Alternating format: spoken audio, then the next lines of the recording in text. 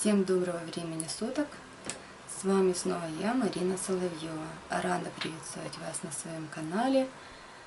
Сегодня я хочу рассказать, как можно приготовить сироп от кашля в домашних условиях. Связано с тем, что я готовлю ребенку, приболела, и заодно покажу вам. Готовится он очень легко. Берем анисо-ментоловые конфетки обычные. Мы раньше их, рассасывала она обычно, что во рту.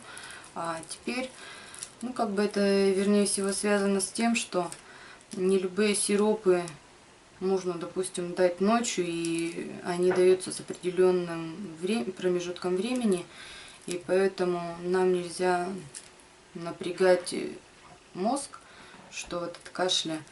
Поэтому, когда мы спим во сне, я ей даю, если начинает кашлять, то этот сироп набираю в специальный шприц-дозатор и сквозь сон, получается, ей даю такой сиропчик.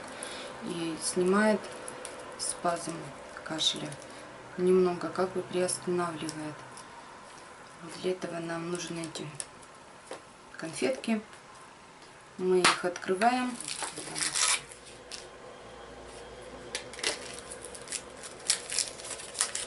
В общем-то, много не обязательно.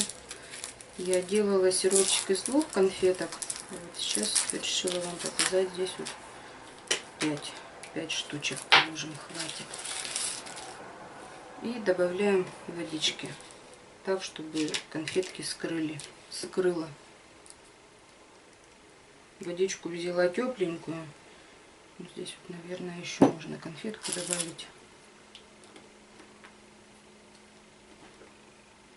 Все, и они когда растворятся, получается сироп, который можно использовать вот именно во время кашля.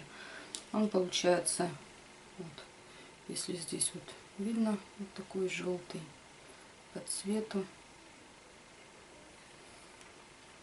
Точно такой же, как обычный сироп, но только то, что он, наверное, действует не как отхаркивающее средство, а именно как вот снимает какое-то определенное, действует, что снимает кашель, хотя бы вот на какой-то промежуток времени. Спасибо за внимание. До свидания.